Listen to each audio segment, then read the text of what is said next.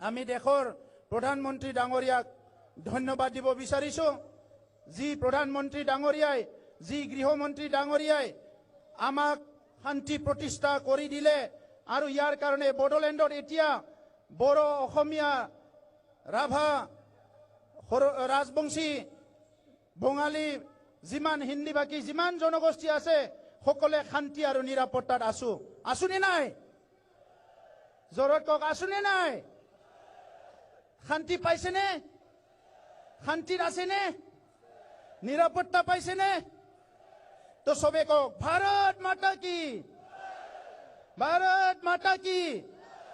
Narendra Modi Narendra Modi Narendra Modi Amit Shah doctor Himanta Biswa Sarma জয় বিটিআৰনি সকলো শান্তিৰ কাৰণে জয় দিয়ক যে আমি শান্তি পাইছো ইয়াৰ কাৰণে বড়োলেণ্ড অঞ্চলত শান্তি স্থায়ী হোক ইয়াৰ কাৰণে সবে শান্তিৰ কাৰণে জয় দিয়ক এবাৰ ভাৰত মাতা কি আজি বিশ্ববাসীয়ে চাই আছে সোশ্যাল মিডিয়াত বিশ্বৰ বিভিন্ন জায়গাত অশান্তি হৈ আছে আমাৰতো ক'বাত ওচৰে পাজৰে অশান্তি হৈ আছে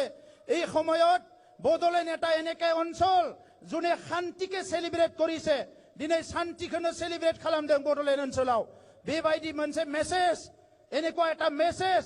আমি ভাৰতবাসীক বিশ্ববাসীক দিবলৈ সক্ষম হৈছো ইয়াৰ কাৰণে আপোনালোকক মই ধন্যবাদ জনাইছো সকলো বিটিআৰবাসীক ধন্যবাদ জনাইছো 35 লাখ বিটিআৰৰ জনসাধাৰণৰ এইটোৱে সংকল্প হ'ব লাগে যে যিকিনে হওক বিনিময়ত যি শান্তি আমাক প্ৰধানমন্ত্ৰী ডাঙৰীয়া আনি দিলে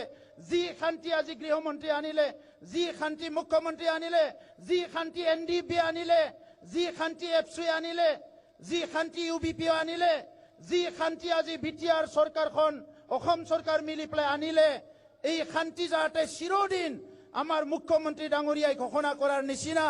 এই কপৌফুলটো যাতে চিৰদিন আমাৰ মাজতে থাকে এইটো ধৰি ৰাখিব পাৰে ইয়াৰ কাৰণে সকলোকে মই ধন্যবাদ জনাইছো।